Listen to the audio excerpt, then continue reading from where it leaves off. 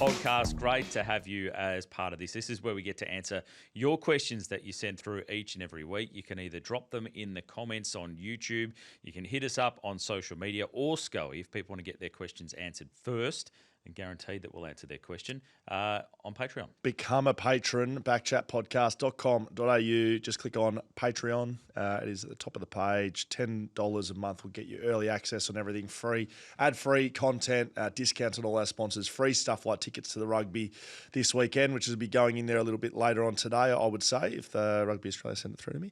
And we will get to your questions first. More importantly, on this podcast, we always ask our patron questions first. Absolutely. We'll guarantee that we get to those questions. So send them through, sign up, and enjoy this bit of extra content right here. The Footy Interchange Exchange. Those Patreon questions, please, Scully. Yes, first off the mark is Steve. Are Gold Coast doing the exact same as Essendon last year? Bombers were near the top of the ladder coming into the bye rounds, then rapidly dropped off. Is there any upside to the Bombers' injury blows and having the young boys get AFL time? So 2 questions there, really. But, Steve, you're a patron, so you get what you want. Gold Coast, look, I think for one, Gold Coast are better than Essendon were last year. They should be. They've lost 3 in a row. Panic stations if they drop 4 in a row. If they should win this weekend. They have Melbourne. Yep. They should win. They should beat Melbourne. If they don't, then real questions have got to be asked about the culture, about how they can show some resilience to adversity, and actually knuckle down and start winning some games of footy that mean something. And this weekend means something. So I don't think they'll do what Essendon do, although there'll be grave concerns if they do lose this week. And then the Bombers, I do think there's probably some positives. Like, they're not going to make finals. They know right now they're not playing finals. So it is about blooding the young kids.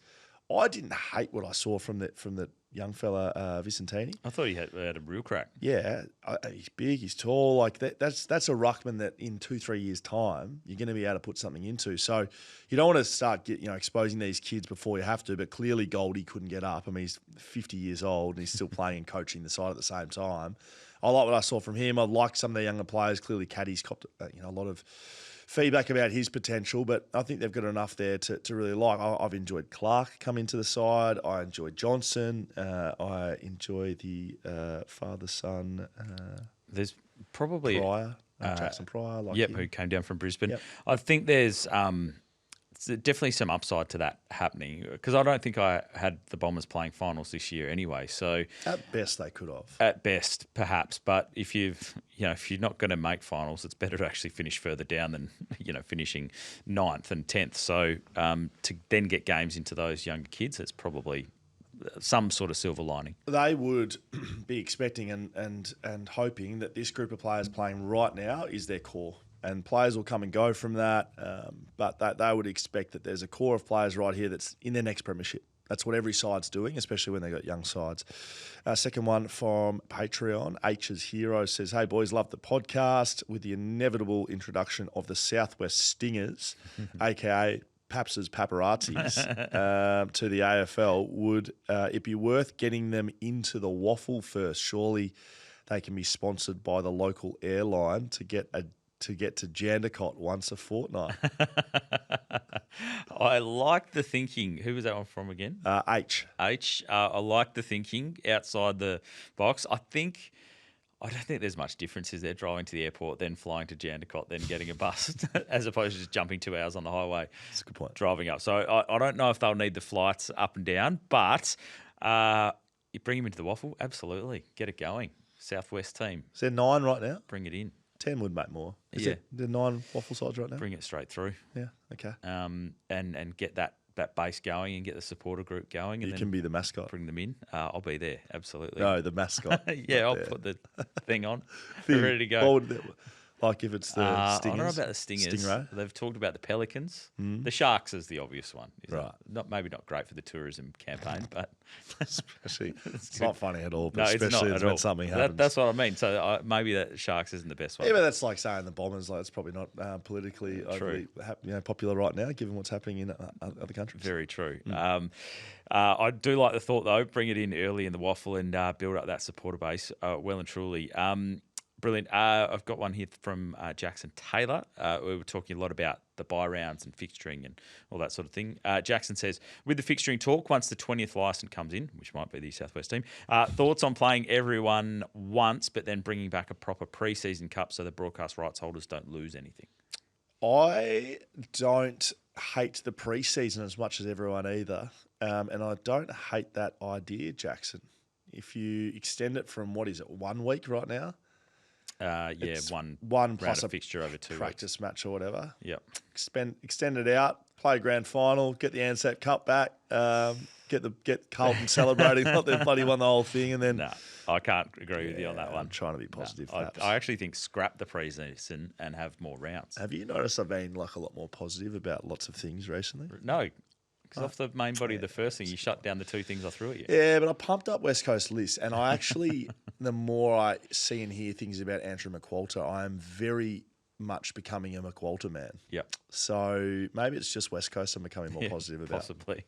No pre-season cup for me, sorry, but I do like a bit more fixture quality.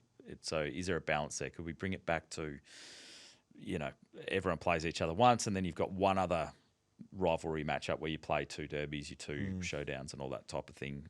Still not enough games for the broadcast rights, but worth exploring. I do like the thought of it.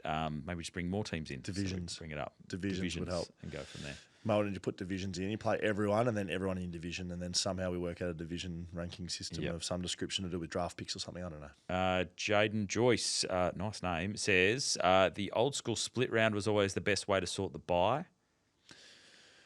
Yes, it was. But what have we lost from there? Well, I think we've got an extra team in there now, which is, no. Not yet. I don't know.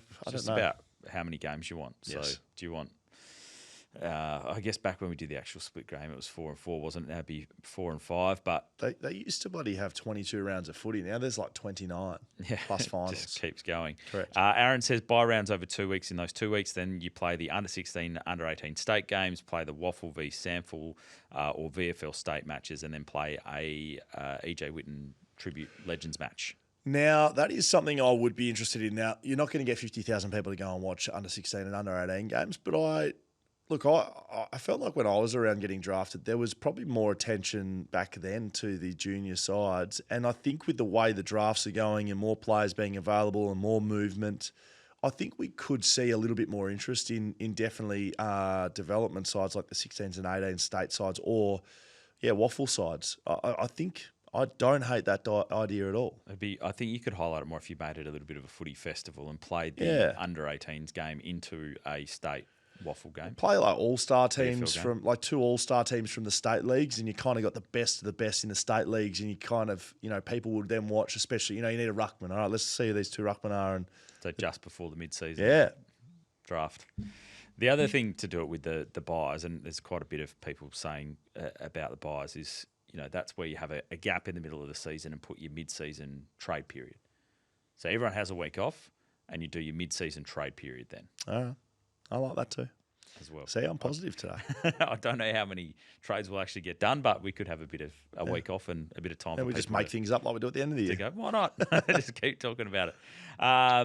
Rayman says buys are a pain in the ass. Have all the buys on the same weekend. Makes a mess of fantasy teams most particularly. And despite playing fantasy for 10 plus years now, I find myself watching less games because I have less interest as it's so annoying. If you need some content on those weekends, then exactly the same. State of Origin games, under-18s finals, all that sort of stuff, broadcast. The interesting one comes from Brad, who says, why do we need a buy? I'm confused. Can teams not just manage their players the whole way through the season if they need a week off here or there rather than having a whole weekend off? Does it just give us another week? Is that what it does? What does it do? The clubs want it. Yeah, but the AFL doesn't care. The AFL doesn't care about that. Paps, don't listen to anyone.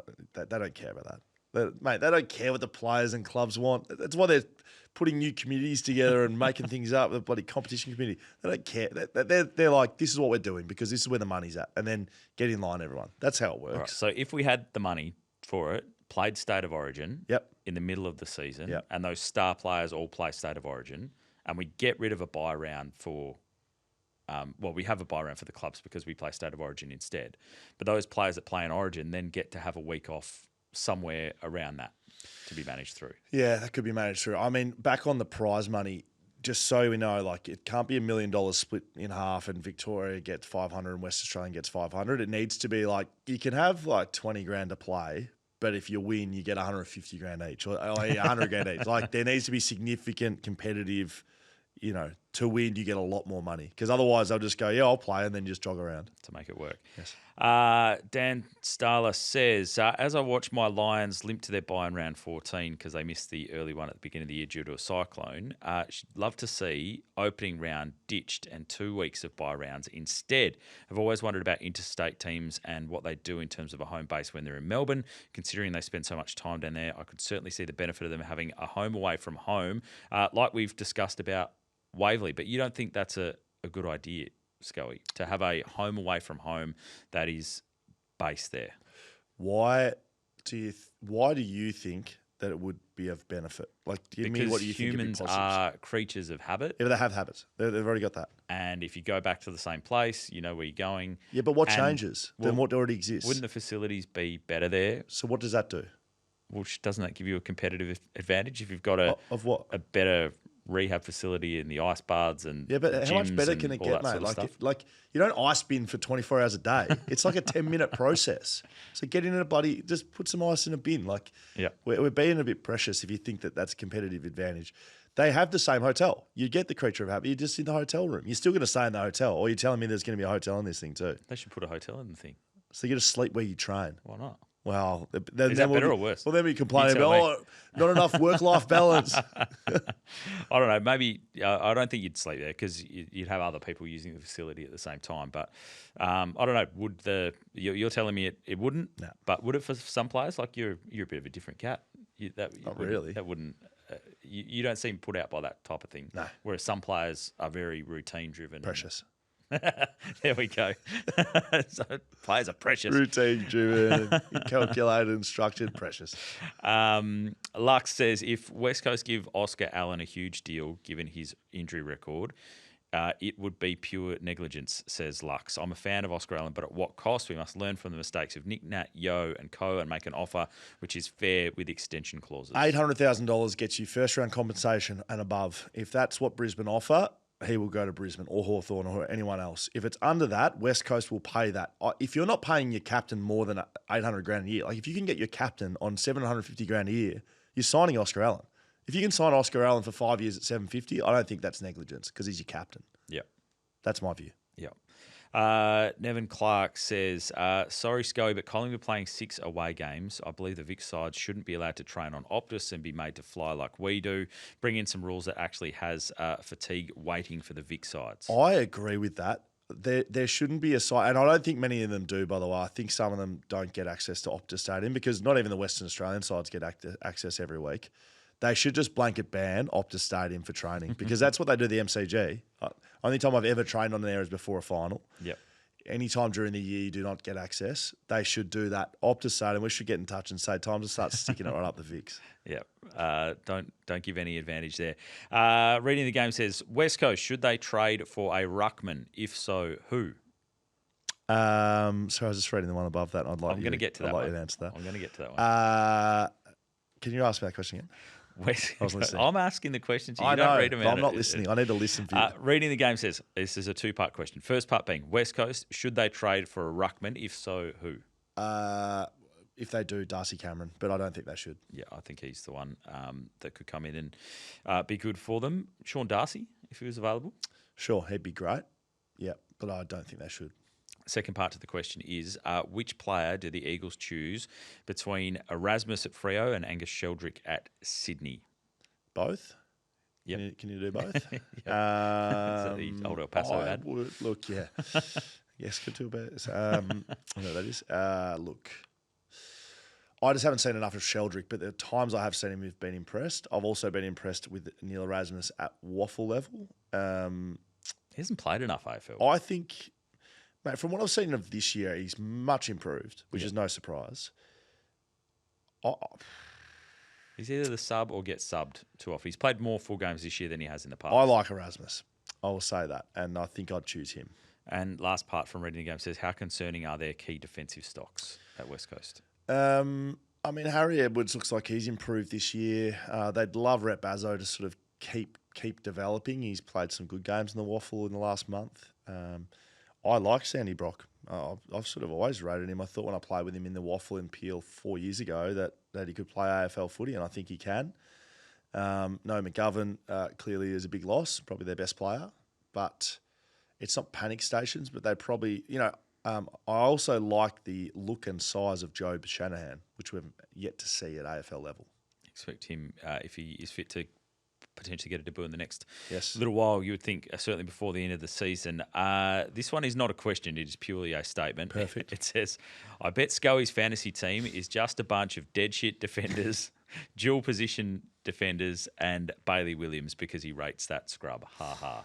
Says, didn't even have a name to it. Well, put your name to it and tell me what you're ranked in the country. I just might have I'm in the top 5,000 in the country. Thank you very much. So you can put your name to your bloody abuse, and I'd love to take you on any time in Fantasyland. And you've also got me to swear twice on this podcast already. Yay! Kit, final one, says Jeremy McGovern or Jakovic for one season in their prime to win the cup. Who are you taking? Sorry, Jacko. Oh, he's not going to like that. Jacko won't like it. I'll get the feedback at the premiership reunion we have every year. But I'm taking McGovern only because it sounds like we're playing now. If you had prime Jakovic, who is one-on-one the best defender, Gov's got him covered for interceptability, and the game now requires interceptors, which is why I have Jeremy McGovern as the greatest ever modern-day defender. I've actually found the discussion around Jeremy McGovern the last couple of days interesting because people have found it a little bit hard to rank him because he's not a lockdown defender, which is normally the metric that people put on. Yeah. Are you the greatest defender of all time, or where you rank in the top 10 or the top 15? And someone like, well, I probably wouldn't have him in the top 30 defenders as a one-on-one defender, but it's his interceptability is why you have him. Well, the one-on-one stats is interesting, and I think if you don't think he's in the top 30, you might want to go and have a look at those because he ranks very highly, especially in years he was All-Australian, and one-on-one defenders, like top 3 in the league every year is All-Australian in one-on-one contests. Yeah, I've found the discussion really interesting over the last few days, but his impact as an intercepting defender will be right up there. Did you ever put a number on him where you sit?